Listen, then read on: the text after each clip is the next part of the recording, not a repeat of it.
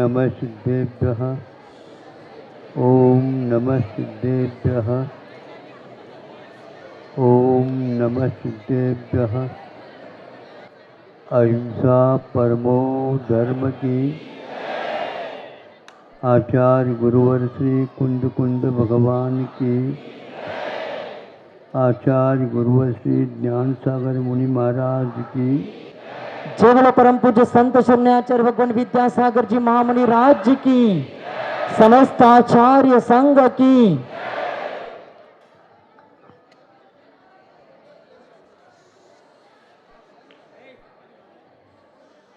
10 प्राण होते हैं मनुष्य के पास, 10 पूरे रहते हैं। इसके उपरांत 11वां प्राण अन्न माना जाता है और उसको लाने के लिए 12वां प्राण धन माना जाता है। लेकिन 12वां प्राण इतना कमज़ोर है, वह बहुत सारा धन देने के उपरांत एक मुट्ठी चावल भी, चना भी नहीं मिलता, ऐसा भी समय आ सकता है। जब पूर्ण काल हो जाएगा यह पंचम, तब प्रलय का काल आता, ये भी बताया है। प्रलय का अर्थ सब कुछ समाप्त कर देना है। फिर भी संसारी प्राणी आज तक इन प्राणों के माध्यम से जीता आया है। इसके लिए अन्न के बिना चलता नहीं, यह केवल मनुष्य और तिरंचों की अपेक्षा से कहा।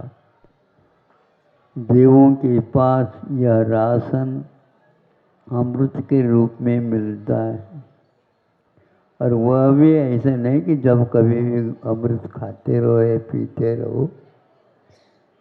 बरसों के बाद एक बार। और श्वास भी लेना इसके लिए अनिवार्य, श्वासोश्वास प्राण है।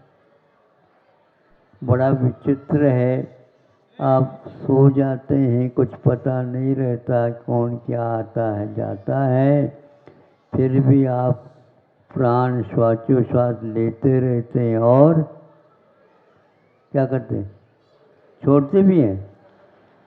ग्रहण भी हो रहा है और त्याग भी हो रहा है। एक बात पूछनी आपसे, नहीं छोड़े तो अच्छा है, ग्रहण ज़्यादा करते जाओ, होगा ही नहीं। छोड़ा हुआ जब तक अपान वायु को छोड़ोगे नहीं, तब तक प्राण वायु को ग्रहण कर नहीं सकते। इस प्रकार रात दिन काम चल रहा। आप कहेंगे बहुत कुछ हम इनको अन्न देते हैं, प्राण देते हैं, ऑक्सीजन देते हैं, इसके द्वारा इसका जीवन बचा है। यह आप लोगों की गलत धारणा है। किसी को किसी के माध्यम से इस प्रकार जीवित रखा नहीं जाता।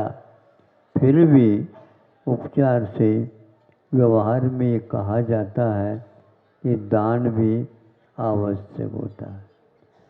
छोटी सी बात है, किंतु आप लोग जीवन पर्यंत याद रखेंगे। एक मूर्ति बना गई थे और मूर्ति बहुत सुंदर बनी थी। एक शिल्पी ने आकर के कहा, इसकी प्रतिष्ठा कब होनी है? होने ही वाली है सामने सामने तिथि में। लेकिन ये मूर्ति, मंदिर तो बहुत सुंदर बना है, मूर्ति भी बहुत सुंदर है, लेकिन यह मूर्ति निर्दोष नहीं है, सदोष है। क्या कह रहे हो? हाँ, किस आधार पर कह रहे हो? हम पूछना चाहते तो पूछ लो, तो हम बता दें। बता दो आप क्या है इसमें दोष। ऐसा कर लो, इस मूर्ति को फोड़ो घन पटक करके। कल तो प्रतिष्ठा होनी है, कैसे होगा? लेकिन सदोष रखना चाहो तो सदोष रखो। उसके कहने से, तुम्हारे कहने से हम फोड़ रहे हैं, बना करके देने होगा, हाँ ठीक है। तोड़ा, एकदम उसमें से एक मेंढक कूद गई, 2 छोटे मेंढक कूद गए। देखा उसमें पानी भरा हुआ था। पत्थर में पहले उसको तराश करके मूर्ति बनाया गया। मूर्ति के भीतर वो प्राणी रह रहे हैं। आप लोगों ने पानी उसमें डाला है क्या? बोलो, नहीं डाला?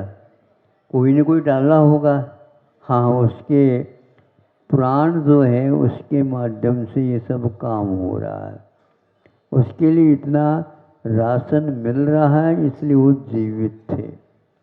यह प्राणी प्राण के बिना बचकर नहीं सकता। इसलिए जब तक आप इन प्राणों की रक्षा करेंगे तो इस जीव की रक्षा होगी। यदि प्राणों को सुरक्षित नहीं रखोगे, निश्चित है आप यहाँ पर रह नहीं पाएंगे। लेकिन ये भी ध्यान रखना, भले ही ऊपर का शरीर छूट जाएगा, किंतु भीतर का जो शरीर इन शरीरों को देने वाला है वह तेजस कारमणादिक हैं। उसके बिना इसकी यात्रा नहीं हो सकती। इसलिए ऐसे शुभ भाव करो जिसके द्वारा शेष जीवन दानमय, धर्ममय, त्यागमय हो। दूसरे के ऊपर उपकार करने के भाव हमेशा बने रहें और इन सब प्राणों से ऊपर उठ करके जो प्रभु बने हैं उनका ध्यान हम करते रहें और उसी के अनुसार उनके पद चिन्हों पर हम भी चल करके भगवान के पास जाना चाहते हो? हैं?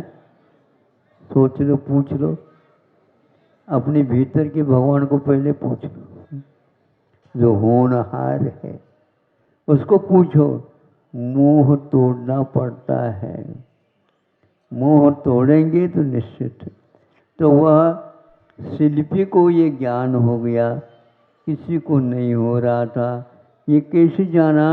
और कुछ नहीं, चंदन का लेप कर दिया गया और पूरे उसके शरीर में मूर्ति के तो सब कुछ सूख गया, पेट भर गीला रह गया। बस यही इसकी पहचान है, यहाँ पर इसका दोष है। इसी प्रकार आप लोग भी इस पेट को सदोष मान करके निर्दोष आहार दो, ताकि सांसारिक सभी दोष समाप्त हो जाए। अहिंसा परमो धर्म।